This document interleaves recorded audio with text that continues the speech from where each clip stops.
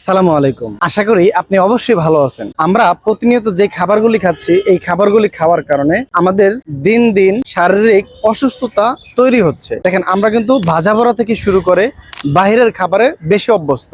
আর এই বাহিরের খাবারটা আমরা যত বেশি পরিমাণে খাচ্ছি, ঠিক তত বেশি পরিমাণে কিন্তু আমরা অসুস্থ হচ্ছি।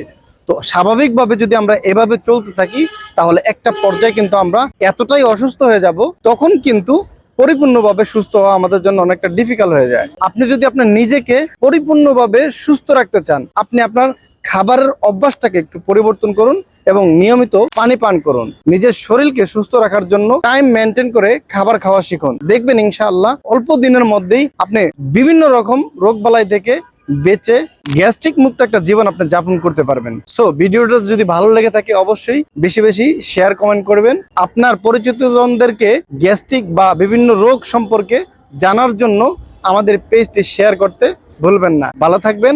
আল্লাহ হাফেজ। আসসালামু আলাইকুম ওয়া রাহমাতুল্লাহ।